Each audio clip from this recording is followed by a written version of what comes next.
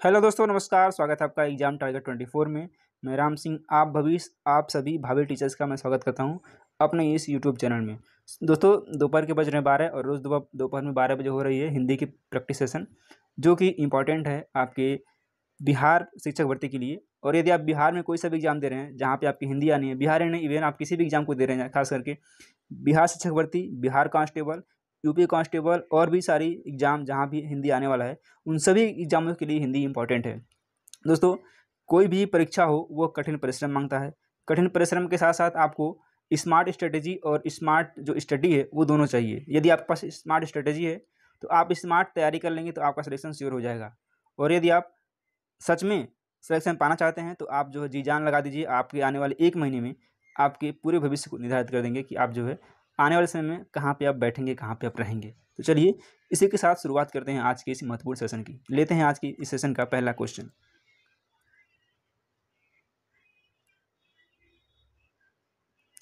अधम का विलोम शब्द है, अधम है, इसका विलोम बताना है। खराब, विकृत, निकृष्ट या फिर उत्तम। तो अधम का विलोम हो जाएगा उत्तम, ऑप्शन नंबर डी हो जाएगा। चलिए, चिरंतर का विलोम क्या है?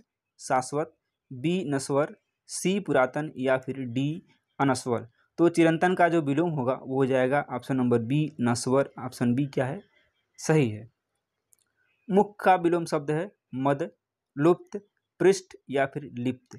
मुख का विलोम क्या है? आपको भली बात दिख रहा है यहाँ पे। मुख का विलोम क्या हो जाएगा? पृष्ठ। ऑप्शन सी करेक्ट हो जाएगा।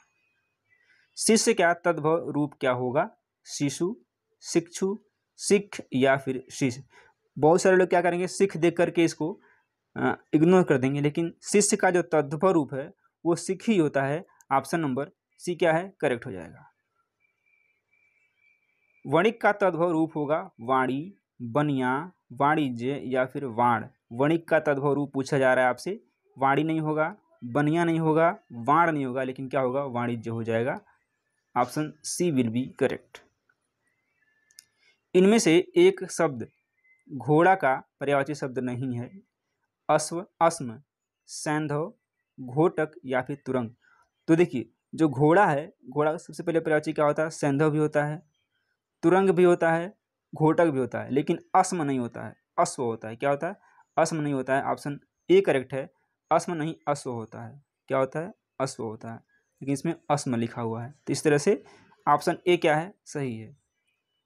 इनमें एक शब्द मछली का पर्यायवाची नहीं है। ध्यान देंगे आप, जब भी आप एग्जाम में जाएंगे तो नहीं है और हाँ में जरूर अंतर देख लेंगे।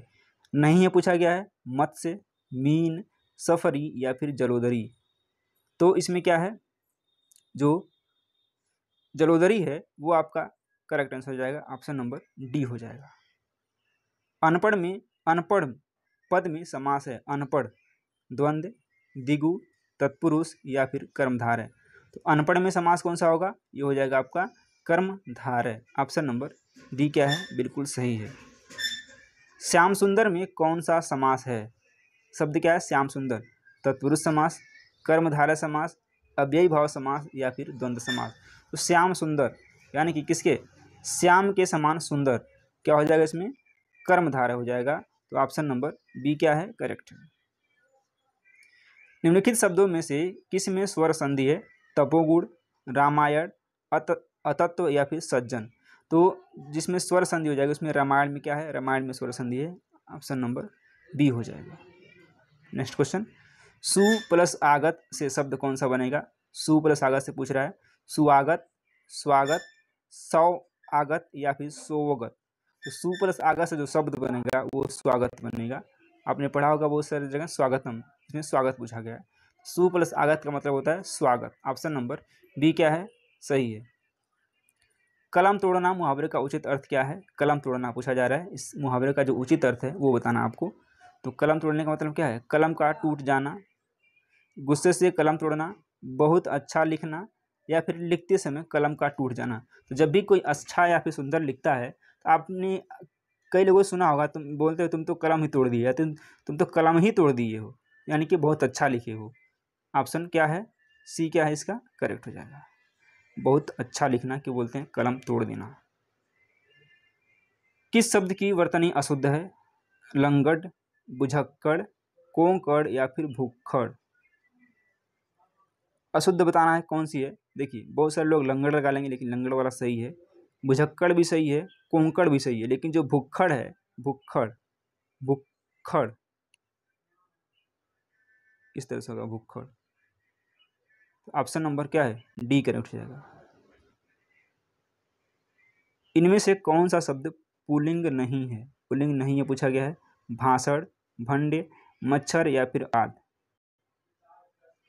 पुल्लिंग बताना है कौन सा नहीं है।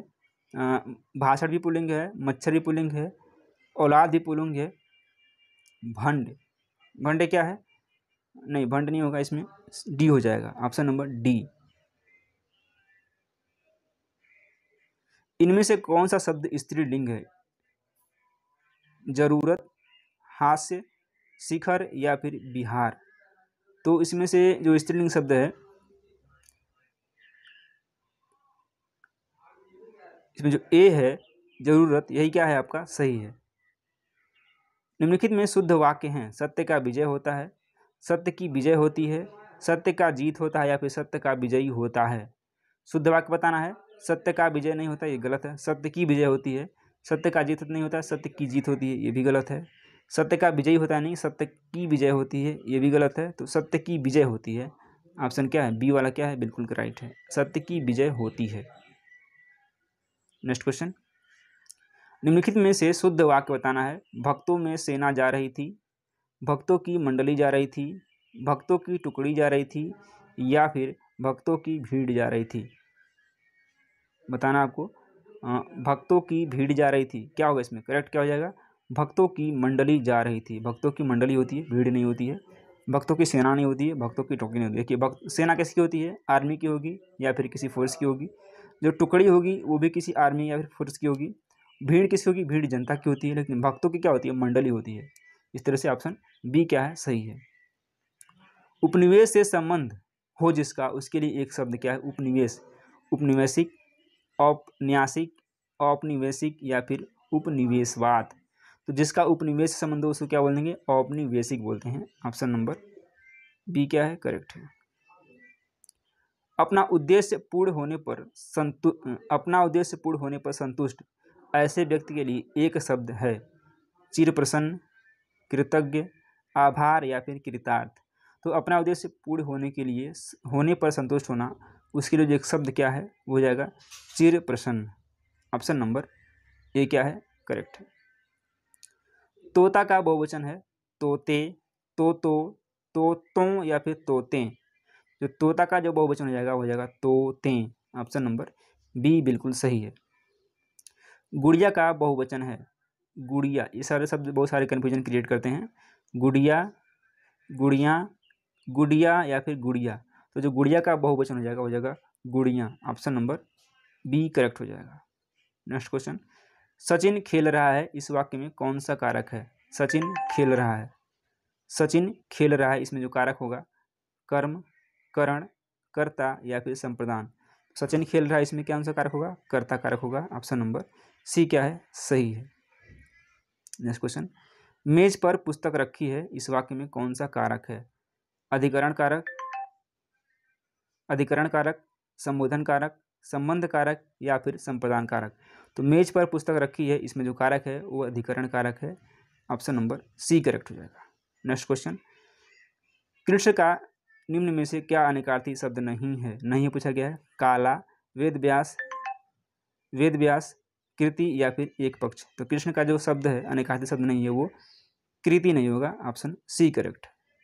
चलिए सेशन को यहीं रखते हैं। उम्मीद करते हैं सेशन पसंद आएगा। सेशन पसंद है वीडियो को लाइक करें और चैनल को सब्सक्राइब करें। धन्यवाद।